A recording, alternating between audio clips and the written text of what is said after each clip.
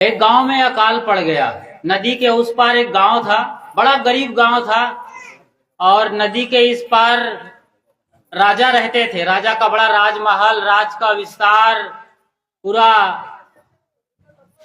उसका सब कुछ था। यानी घोड़े, गाड़ी, मतलब क्या कहते हैं वो, युद्धक सामान, सामग्री और सेना, सब कुछ था। राहत कार्य, बचाव कार्य, देश की सुरक्षा के लिए हर तरह की उनके पास साधन और सुविधाएं थी। तो नदी के इस पार गरीब गांव था, नदी के उस पार राजा का पूरा लंबा चौड़ा विस्तार, बीच में नदी थी। बरसात के दिन की बात है। अचानक रात में इतनी बारिश हुई कि नदी में बाढ़ आ गई। गांव उधर एक किनारे पड़ गया, इधर राजा का पूरा राजमहल और राज विस्तार। गांव वालों में से 10 आदमी ऐसे चुने हुए थे। वो 10 आदमी राजा के पास हर महीने आते थे राशन लेने के लिए, और वो राशन देते थे राजा साहब, और उसी से गांव का भरण पोषण होता था। पूरा गांव उसी से खाता पीता था। जब नदी में बाढ़ आई तो 10 जवान आकर देखते हैं कि इस बार राजा के यहाँ जाकर कैसे लाएंगे। इतनी तेज बारिश, जैसे महानदी का आपने देखा होगा, गड्ढा तो नहीं है लेकिन कितना लंबा, आधा किलोमीटर तक लंबा चौड़ा विस्तार होता है। तो बड़े हैरान हुए। 10 जवान तैनात थे हर महीने राशन पानी लाने के लिए। तो इस बार राशन तो नहीं ला पा रहे थे, पानी जरूर आ गया था नदी में। तो 10 खड़े हुए थे नदी के किनारे और सोच रहे थे क्या करें क्या ना करें। नहीं जाएंगे तो कितने बूढ़े हैं, वो बीमार हैं, वो पता नहीं उनके साथ क्या होगा। तो बड़ी दिक्कत वाली स्थिति थी। ऐसी स्थिति में राजा साहब के यहाँ जाना और सामग्री लेके आना बड़ा मुश्किल काम था। 10 सोचते हैं कि हमारे नहीं जाने से किसी बूढ़े का जान चली जाए, किसी को और तकलीफ हो जाए, बच्चे भूखे रहेंगे। भले पानी है नदी में और बढ़िया नदी भर के चल रही थी उफनती हुई। 10 ने संकल्प किया और बजरंग बली की जयकारा लगा करके सब नदी में कूद गए कि नदी पार करना है और सामान लेके आना है जैसे भी हो। उस समय ना टेलीफोन की सुविधा थी, ना मोबाइल का, और न ही किसी तरह के चिट्ठी पत्री का जमाना था। बहुत पहले की बात है ये। बिना जाए खबर ही नहीं मिलती राजा को कि गांव को क्या चाहिए। और वो 10 कूद गए। कूद तो गए बजरंग बली का नाम लेकर के, लेकिन जब कूदे तब पता चला कि नदी की बहाव तेज है। कोई कहीं निकला, कोई कहीं निकला। सोचे थे कि एक जगह वहीं घाट पर सब मिलेंगे, लेकिन कोई तेज था, ताकतवर था तो करीब पहुंचा, और कोई दूर पहुंच गया, और दूर निकल गया, आधा किलोमीटर आगे निकल गया।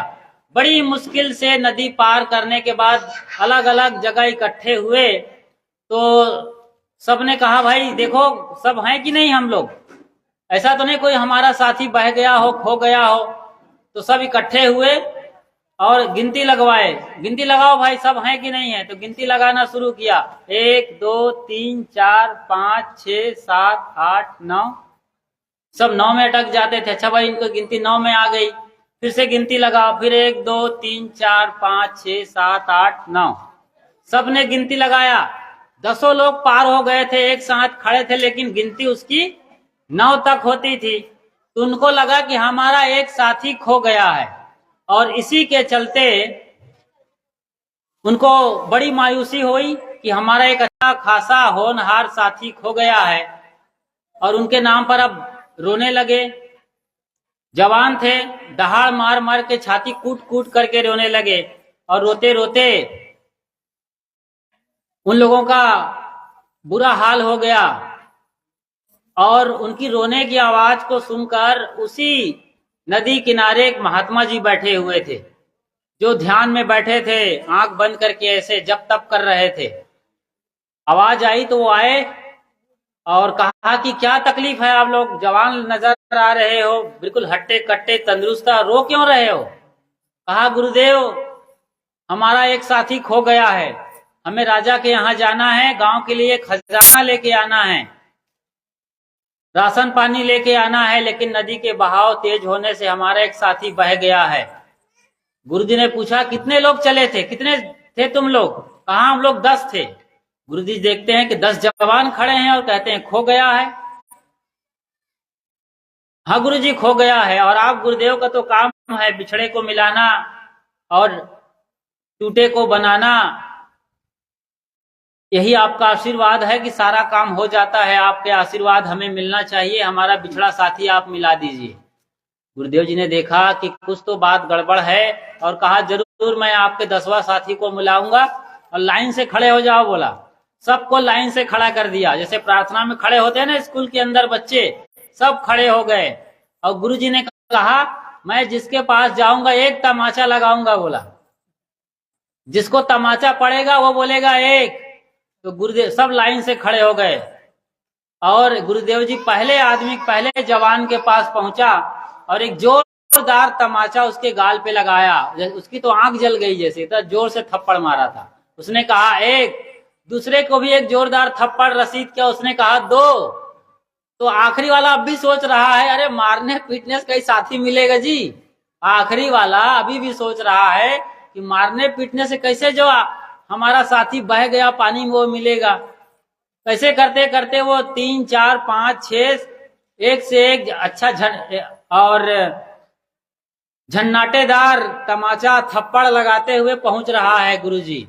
आखिरी वाले के पास पहुंचा और उसको भी एक खींच करके जब थप्पड़ मारा तो उसकी भी आंखें जल गई ट्यूबलाइट जैसी। और उस आदमी ने, आखिरी वाले ने कहा, जवान ने, सबने कहा था 1, 2, 3, 4, 5, 8, 9 तक, उसने कहा 10। आखिरी वाले ने कहा 10। गुरुजी ने कहा बस। लड़कों ने कहा हमारा साथी मिल गया। हुआ क्या था? क्या हुआ था? लड़के का साथी क्यों नहीं मिल रहा था? हैं? में भूल हो गया, अपने आप को नहीं। हाँ देखो दादी ने बताया था, ताली बजाओ उसके लिए, माता जी के लिए। उसने सही जवाब दिया, बिल्कुल बिना डरे, एकदम साहस के साथ। अपने को बिना गिने वो सबकी गिनती लगा रहे थे। अपने को जब तक नहीं गिनेंगे तब तक न हम अपना भला करेंगे, न गांव वालों का भला करेंगे, न समाज का भला करेंगे। सदगुरु ऐसे होते हैं। जाको सदगुरु ना मिला, व्याकुल दहुदिस धाय, आंख न सूझे बावरा, घर जरे घूर बुताए। सदगुरु कबीर साहब अपनी मौलिक रचना बीजक में कहते हैं, जाको सदगुरु ना मिला। सदगुरु मिलने से ऐसा नहीं कोई मंत्र जंतर दे देंगे और आपका घर सोने चांदी हीरे जवाहरात से भर जाएगा, आपके घर में कोई रोग नहीं आएगा, आपके घर में कोई झगड़ा नहीं होगा, ऐसी बात नहीं है। सदगुरु जब मिलेंगे सचमुच में आपको ना, तो आपके घर में सचमुच में झगड़ा बंद हो जाएगा, रोग राई आना भी बंद हो जाएगा, घर सुख शांति और समृद्धि से भी भर जाएगा। ये भी सच है। क्यों? क्योंकि आपके अंदर एक ऐसी समझ आएगी, ऐसा कुछ आपको मिलेगा कि सचमुच में घर का कायाकल्प हो जाएगा। एक बार हम सदगुरु अभिलाष साहब जी गुरुदेव जी के साथ एक गांव में आए थे। हम भोजन बना रहे थे, लेकिन दोपहर वाले हमारे जो भंडारी होते हैं वो कपड़ा रखते हैं सफेद सफेद, बर्तन उतारने चढ़ाने के लिए, रोटी को ढक कर रखने के लिए, तो वो गीला कर दिए थे। तो हम जब भोजन बनाए तो उतारना था, तो कपड़े नहीं मिल रहे थे। हमने पूछा माता जी कपड़े कहाँ है तुम्हारे घर के? एक बड़ा वाला हंडा उतारना है, भात पक गया है। तो उसने कहा साहब जी वो दरवाजा पीछे करो, दरवाजा के पीछे कई कपड़े लगे हुए हैं। तो हमने दरवाजा के पीछे को देखा, दरवाजा ऐसे खुला हुआ था। जब हमने पीछे उसके देखा तो एकदम कील में ठोक दिए थे, कील ठोका हुआ था, खिला, उस पर कई कपड़े रखे थे। तो उसमें कौन सा कपड़ा रखा था? बर्तन भाड़ा उतारने के लिए, रसोई घर में प्रयोग करने के लिए। वो जो घर का मालिक था ना, तो घर का मालिक का फटा हुआ चड्डी है ना। क्या होगा भाई अब इसका सोचो जरा। ये आपके घर में भी होता है। हम तो घर के उसकी कहानी बता रहे, लेकिन आपके घर में भी होता है। अंडरवियर को लगा देते हैं, यही चड्डी लगा दिए। अभी परसों तरसों की बात है, श्री विजय साहब जी भंडार बना रहे थे, मैं भी पीछे। आज भी छाया देख रहे हो, छाया किसके घर की बात है बताओ भाई? है छाया वही जिसको आप पेटीकोट कहते हैं। ऐसी चीजों से आप भोजन उतारेंगे। आप सोचिए जरा क्या हो रहा है। सदगुरु संत पहुंचते हैं तभी घर का कायाकल्प होता है। तो जाको सदगुरु ना मिला व्याकुल दहु दिस धाय। इसीलिए संत गुरुजनों की बड़ी आवश्यकता है। संत गुरुजन चाहे किसी पंथ के हों, कबीर पंथ के हों तो और अच्छी बात है, क्योंकि आप लोग जुड़े हैं उसी पंथ से। राधा स्वामी वाला आए और गायत्री परिवार के कोई संत गुरुजन आए या और किसी मत मजहब परंपरा के, वो सही ढंग से सिखाते हैं, जीवन का मर्म बताते हैं, जीवन जीने की कला आपको सिखाते हैं, तो आपको बुरा नहीं मानना चाहिए, सीखना चाहिए। वो आपके घर के उद्धार करने के लिए आए हैं। छोटी छोटी बातें हैं। एक घर हम ऐसे ही गए तो कपड़ा नहीं था, तो हमने बताया भाई रसोई में एक लट्ठा का कपड़ा ले आओ जो हल्का सा पीले कलर का होता है, धो तो एकदम रोज रोज सफेद होता चला जाता है, मोटा कपड़ा होता है लट्ठा, उसको मार्किन कहते हैं। वो ना मिले तो टॉवेल ले आओ, सफेद तौलिया 4 टुकड़े कर लो और घर में रसोई उतारने के लिए कपड़ा बनाओ। तो एक घर में हम गए तो बहू रानी ऐसे ही रोटी बना बना के रख रही थी थाली में। हमने कहा देखो नीचे पानी आ जाता है, आप कपड़ा रखो। तो कहा ठीक है गुरुजी, कल कपड़ा मंगा दूंगी। कपड़ा मंगा के वो ले आई।